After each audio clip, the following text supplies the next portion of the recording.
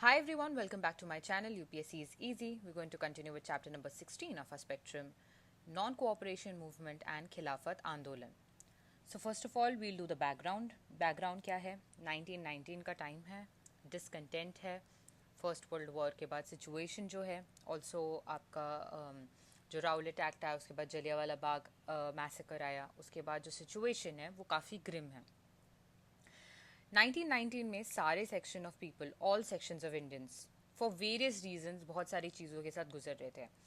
First of all economic situation जो थी country की वो पोस्ट वॉर अच्छी नहीं थी, अलार्मिंग थी. राइज इन प्राइजेस थे of commodities, decrease in production of Indian industries था, टैक्सेस और रेंट्स का बर्डन ज़्यादा था. सारी सेक्शन जो थी सोसाइटी की वो इकोनॉमिक हार्डशिप से फेस कर रही थी ड्यू टू वॉर. ठीक है, तो इस वजह से जो एंटी ब्रिटिश फीलिंग है वो स्ट्रेंथन हो गई. दूसरा है राउलेट एक्ट.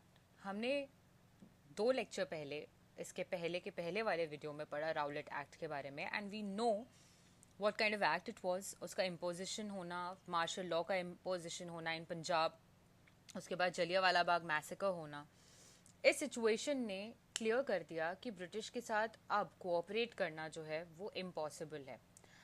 जिस तरीके की उन्होंने हरकतें की, people had to crawl on their bellies, on the roads of Punjab, whatever happened at Jallianwala Bagh, Rowlatt Act, जो लीडर्स को विदाउट ट्रायल उनको डिपोर्ट कर देना, अननोन सिचुएशन में, अननोन जगहों पे, लोकेशंस पे भेज देना, तो विदाउट प्रोवोकेशन. तो ये जो चीज़ें हो रही थी उससे लोगों को समझ में आ रहा था कि ब्रिटिश रूल जो वो एक्चुअली सैटेनिक इन नेचर है.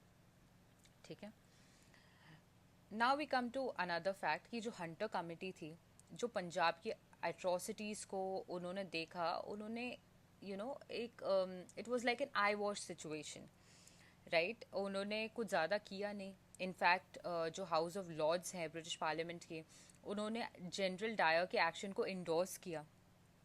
ठीक है, पब्लिक जो है, ब्रिटिश पब्लिक, उन्होंने सॉलिडारिटी दिखाई जनरल डायर को. जो मॉर्निंग पोस्ट है उन्होंने एक्चुअली जनरल डायर के लिए £30,000, Rudyard Kipling was one of those who had donated money for him. तो £30,000 जो है वो मॉर्निंग पोस्ट ने कलेक्ट किए फॉर जनरल डायर. तो आप समझ सकते हैं कि General Dyer was actually seen as a hero by certain sections in Britain. So इस सब चीज़ों से क्या होगा, इंडियंस के दिल में ब्रिटिशर्स के लिए कोई प्यार तो जगेगा नहीं, ऑब्वियसली. ठीक है, मॉन्टेगू चेम्सफोर्ड रिफॉर्म्स जो है वो इल कंसीव हुआ. डायर की जो थी वो इल कंसीव हुई. समझ में आ रहा था कि जो रिस्पॉन्सिबल गवर्नमेंट है वो सिर्फ ऑन पेपर है, ऐसी कोई रिस्पॉन्सिबिलिटी है नहीं. इनफैक्ट जो इलेक्टेड मेंबर्स हैं उनके पास ज़्यादा पावर्स ही नहीं है. उनको वो लिस्ट दी गई है जो एक्चुअली इम्पॉर्टेंट नहीं लगती है ब्रिटिश गवर्नमेंट को, लाइक एजुकेशन, हेल्थ एक्सेट्रा. जो इम्पॉर्टेंट चीज़ें हैं लाइक टैक्सेस एंड स्टफ, वो सब ब्रिटिश गवर्नमेंट ने खुद के साथ रिटेन किया. गवर्नर और उसका जो एग्जीक्यूटिव काउंसिल है उनके पास है, और जो नॉट दैट इम्पॉर्टेंट लिस्ट है वो दे दी गई टू द इलेक्टेड मेंबर्स. तो एक तरीके से मॉन्टेगू चेम्सफोर्ड रिफॉर्म्स जो है वो भी, it was a failure on the part of the British government to gain trust of Indians. तो कैरेट एंड स्टिक मेथड जो है वो अब क्लियरली इंडियंस को समझ में आ रहा है कि एक तरफ तो आप रिफॉर्म्स ला रहे हैं जो ज़्यादा कोई फ़ायदे के हैं नहीं, और दूसरी तरफ आप रिप्रेस कर रहे हैं, आप राउलेट एक्ट और ये इतने रिप्रेसिव मेजर्स ले रहे हैं towards Indians. So you do not respect them, और ऑब्वियसली एक रेशियल कोनोटेशन है कि आप हंसते हुए बोल रहे हो कि I was just doing my duty. General Dyer का ये जो स्टेटमेंट था कि I was just doing my duty.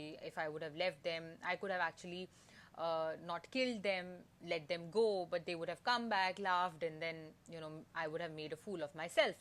तो इससे एक रेशियल कनोटेशन भी दिख रहा है कि आप इतने सुपीरियर आपको मानते हो कि आप just because you didn't want to look like a fool you killed people in thousands. Okay, now we come to another thing कि पोस्ट वर्ल्ड वॉर 1 क्या होता है कि एक सिचुएशन क्रिएट हो रही है, ग्राउंड क्रिएट हो रहा है for political actions by Hindus and Muslims together. जैसे कि हमने लखनऊ एक्ट जो देखा था इन 1916, लखनऊ एक्ट नहीं, I think it should be not, I think I know it, it's Lucknow pact. ठीक है, लखनऊ पैक्ट ऑफ 1916 जो था उसमें the Muslim League came together with the Congress to put forward similar ideas, also similar demands. तो वो एक यहाँ पे सिनर्जी देखने को मिलती है बिटवीन मुस्लिम लीग एंड कांग्रेस, और ये था लखनऊ पैक्ट ऑफ 1916 में. तो there was cooperation between Muslim League and Congress. ठीक है. दूसरा आप देखोगे राउलेट एक्ट, ऑब्वियसली एजिटेशन जो है उन्होंने इस मुस्लिम्स और हिंदूज को यहाँ पे काफ़ी क्लोज लाया. ऑल्सो डिफरेंट सेक्शंस, जो सारे सेक्शंस थे वो ऑलमोस्ट सारे ही क्लोज आए, बट यहाँ पे हम हिंदू मुस्लिम्स की इसलिए बात कर रहे हैं क्योंकि हम ये दिखाना चाहते हैं कि नॉन कोऑपरेशन मूवमेंट में जो मुस्लिम पार्टिसिपेशन है उसका क्या रोल है, ये एक्चुअली सिग्निफिकेंट है जानना यहाँ पर. इसलिए हम यहाँ पे बार बार स्पेसिफाई कर रहे हैं on Hindus and Muslims. Okay.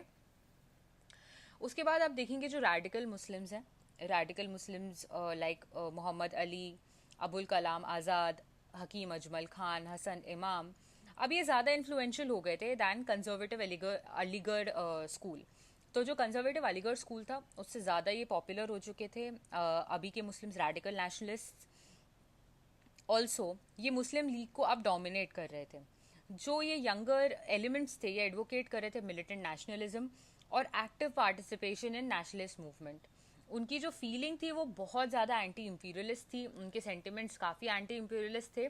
इसलिए मुस्लिम लीग और आईएनसी में अब आपको सिनर्जी दिखेगी क्योंकि जो यूथ है दोनों पार्टीज में वो आपको नजर आएंगी कि एकदम ही एंटी इम्पीरियलिस्ट है. तो उनका एक ही एम है कि अब इन्हें बाहर निकाला जाए. ठीक है. तो इस सिचुएशन में खिलाफत जो मूवमेंट है और नॉन कोऑपरेशन मूवमेंट है उसके एमर्ज होने के लिए सिचुएशन कंड्यूसिव हो चुकी है. अब हम देखने वाले हैं कि खिलाफत इशू एक्चुअली में क्या था. ठीक है. तो खिलाफत इशू के वजह से एक्चुअली में जो मुस्लिम ट्रेडिशनल मुस्लिम स्कॉलर्स थे वो भी क्रिटिकल हो गए ब्रिटिश रूल के. तो ऑब्वियसली अगर आपको ट्रेडिशनल लोगों को किसी चीज़ से प्रॉब्लम हो रही है तो वो उनके ट्रेडिशन, उनके स्पिरिचुअलिटी से रिलेटेड ही कोई चीज़ होगी तभी तो प्रॉब्लम हो रही है, राइट. तो खिलाफत मूवमेंट क्या था?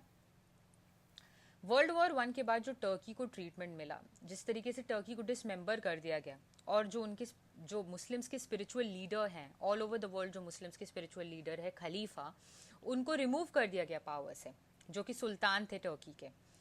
तो मैं फिर से आपको बोल देती हूँ, जो वर्ल्ड वॉर 1 के बाद टर्की को ट्रीटमेंट मिला बाय द ब्रिटिशर्स, जिस तरीके से उन्हें डिसमेंबर कर दिया गया टर्की को, और जो मुस्लिम्स के all over the world Muslims जो है उनके जो स्पिरिचुअल लीडर है खलीफा जो कि टर्की के सुल्तान थे, उनको रिमूव कर दिया गया पावर से. तो एक तरीके से आप डिसरिस्पेक्ट कर रहे हैं. तो सारे जो मुस्लिम्स हैं उनकी सिंपैथी जो थी वो इस वक्त टर्की के साथ थी. ठीक है. तो this was the reason, this was the Khilafat issue. अब मुस्लिम्स इन आवर कंट्री क्या डिमांड कर रहे थे वो हम देखते हैं.